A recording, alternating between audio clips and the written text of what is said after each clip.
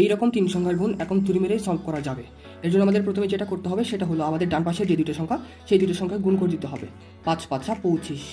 আর এই পাশে হচ্ছে এরপর আমাদের বাম পাশে যে দুটো সংখ্যা সেই দুটো সংখ্যা গুণ করে দিতে হবে। এখানে হচ্ছে ৭ দুগুণে ১৪। এরপর আমাদের হচ্ছে ক্রস গুণন করতে হবে।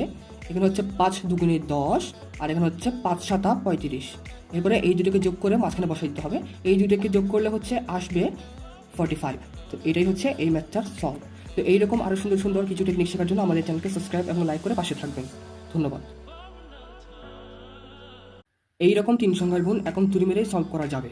এর জন্য আমাদের প্রথমে যেটা করতে হবে সেটা হলো আমাদের ডান পাশে যে দুটো সংখ্যা সেই দুটো সংখ্যা গুণ করে দিতে হবে। ৫ ৫ 25। আর এই পাশে হচ্ছে এরপর আমাদের বাম পাশে যে দুটো সংখ্যা সেই দুটো সংখ্যা গুণ করে দিতে হবে। এখানে হচ্ছে ৭ দুগুণে ১৪। এরপর আমাদের হচ্ছে ক্রস গুণন করতে হবে। এখানে হচ্ছে ৫ দুগুণে ১০ আর এখানে হচ্ছে ৫ ৭ ৩৫। এরপরে এই দুটোকে যোগ করে মাঝখানে বসাই দিতে হবে। এই দুটোকে যোগ করলে হচ্ছে আসবে 45। তো এটাই হচ্ছে এই ম্যাথটার সলভ। তো এইরকম আরও সুন্দর সুন্দর কিছু টেকনিক শেখার জন্য আমাদের চ্যানেলকে সাবস্ক্রাইব এবং লাইক করে পাশে থাকবেন। ধন্যবাদ। এই রকম তিন সংখ্যার গুণ এখন তুড়ি মেরে সলভ করা যাবে। এর জন্য আমাদের প্রথমে যেটা করতে হবে সেটা হলো আমাদের ডান পাশে যে দুটো সংখ্যা সেই দুটো সংখ্যা গুণ করে দিতে হবে। ৫ ৫ 25। আর এই পাশে হচ্ছে এরপর আমাদের বাম পাশে যে দুটো সংখ্যা সেই দুটো সংখ্যা গুণ করে দিতে হবে। এখানে হচ্ছে ৭ দুগুণে ১৪। এরপর আমাদের হচ্ছে ক্রস গুণন করতে হবে।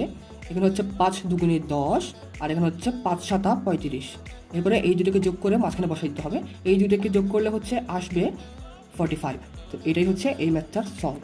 তো এইরকম আরও সুন্দর সুন্দর কিছু টেকনিক শেখার জন্য আমাদের চ্যানেলকে সাবস্ক্রাইব এবং লাইক করে পাশে থাকবেন। ধন্যবাদ।